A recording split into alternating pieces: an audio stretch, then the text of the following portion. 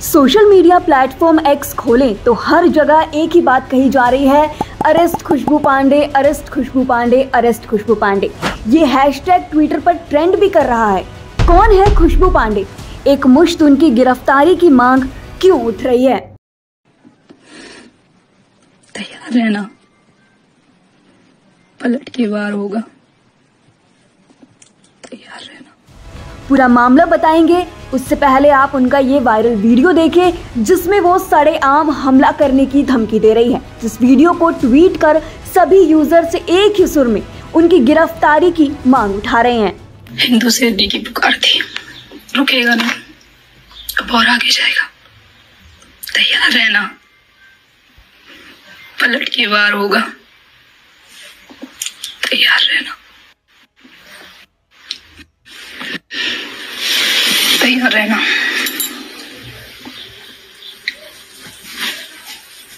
इस भगवा के लिए जी हैं, इसी के लिए मरेंगे।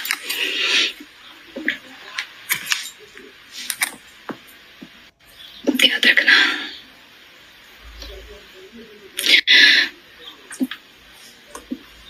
चेहरा भूलना मत। तैयार रहना। खुशबू पांडे एक इन्फ्लुएंसर है जो खुद को हिंदू शेरनी बताती है। उनके इंस्टाग्राम प्रोफाइल के हिसाब से वो वीर जगदम्बा सेना की फाउंडर हैं, जिसके नीचे वो लिखती हैं हैशटैग मेरा सर चाहे कट जाए अस्तित्व नहीं घटने दूंगी, hashtag national karate champion, hashtag Hindu नहीं कट्टर हिंदू बनना सीखो। अब आते हैं असल मुद्दे पर कि उनको गिरफ्तार करने की मांग क्यों उठ रही है। दरअसल मसला ये है कि हिंदू शेरनी खुशबू रविवार को हनुमान चालीसा का पाठ करने अपने 2 दर्जन से ज्यादा सहयोगियों के साथ झाझा थाना क्षेत्र के बलियाडीह गांव गई थी। इसी दौरान 2 समुदाय के बीच हिंसक झड़प हो गई। सोशल मीडिया पर यूजर्स का दावा है कि खुशबू ने हनुमान चालीसा का पाठ मस्जिद के बाहर किया। वहीं बिहार जमुई एसपी के अनुसार मस्जिद के सामने हनुमान चालीसा और आपत्तिजनक नारे लगाने व पुलिस के कहने पर रास्ता न बदलने के कारण जमुई में हिंसा भड़की। मामला ये था कि एक समुदाय के लोग हनुमान चालीसा पाठ के लिए उस गांव में जमा हुए थे, पूजा हनुमान चालीसा पढ़ रहे थे। जब ये लोग वहाँ पर वो लोग जब जा रहे थे, जाने के समय में थाना को सूचना मिली कि जब ये मस्जिद के पास से गुजर रहे हैं तो वहाँ पर नाराबाजी किए हैं। वो ये लोग को बोले कि इधर से नहीं जाना, वो सेफ रास्ता एक था, उधर से ले जाने के लिए वो चाह रहे थे। लेकिन कुछ लोगों ने जो वहाँ पर जो पूजा पाठ कर रहे थे बोला कि नहीं हम इसी रास्ते से जाएंगे। घटना के बाद मौके पर पहुंची पुलिस स्थिति को कंट्रोल करते हुए झाझा थाना में कांड संख्या 7425 दर्ज करवाया, जिसमें 41 लोगों को नामजद और 50 से 60 अज्ञात लोगों को अभियुक्त बनाया गया है। मामले में अब पुलिस ने कुल 10 लोगों को गिरफ्तार कर लिया है। गिरफ्तार लोगों में खुशबू पांडे भी शामिल हैं। पुलिस अधिकारी से मिली जानकारी के अनुसार खुशबू पांडे दर्ज करवाई गई एफआईआर में नामजद अभियुक्त भी हैं।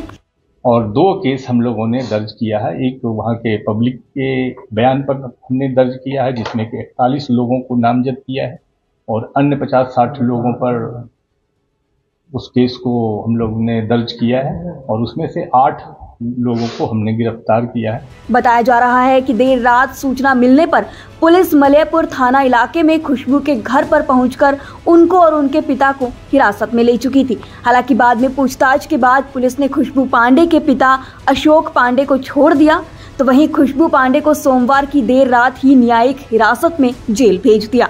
वहीं इस मसले पर दूसरे पक्ष से भी 9 लोगों को अब तक पुलिस ने गिरफ्तार किया है। अफवाह ना फैले इसको लेकर जिले में दूसरे दिन भी इंटरनेट सेवाएं बंद हैं। पुलिस ने बताया कि अफवाहों पर अंकुश लगाने के लिए जिले में 2 दिनों के लिए इंटरनेट सेवाओं पर रोक लगा दी गई है। इसके साथ ही इस मसले पर पुलिस ने खुलासा किया है कि वहां की गश्ती दल ने इन लोगों को कहा कि दूसरे रास्ते जाओ, लेकिन खुशबू पांडे के साथ लोगों ने पुलिस की नहीं मानी, मस्जिद के पास आकर आपत्तिजनक नारे लगाए। एसपी ने यह भी बताया कि गांव से चालीसा पाठ करना, जुलूस करना, इतने बड़े पैमाने पर जुलूस निकालना, इसकी जानकारी भी नहीं दी गई थी, ना ही इसकी इजाजत ली गई थी। आपको बिना बताए वहाँ पर जुलूस निकालते हैं, पूजा पाठ करना कोई गुनाह नहीं है, लेकिन जुलूस निकाल रहे हैं और रैली निकाल रहे हैं और वो भी जो उस जगह पर जहाँ पर नारेबाजी कर रहे हैं, जो मस्जिद है जहाँ पर आपत्तिजनक नारे आप लगाते हैं, तो उसके लिए तो कांड दर्ज किया गया और उस पर भी कार्रवाई होगी। ऐसे जितने भी मुद्दे सामने आते हैं, ये सवाल फिर से खड़े होते हैं कि क्या किसी का धर्म दंगे करना सिखाता है? क्या धर्म दो समुदाय में अशांति फैलाना सिखाता है? शांति के लिए स्थापित धर्म ही आखिर अशांति और हिंसा का कारण कैसे बन सकता है? हनुमान चालीसा का पाठ शक्ति शांति के लिए होता है, फिर इससे दंगा कैसे हो सकता है?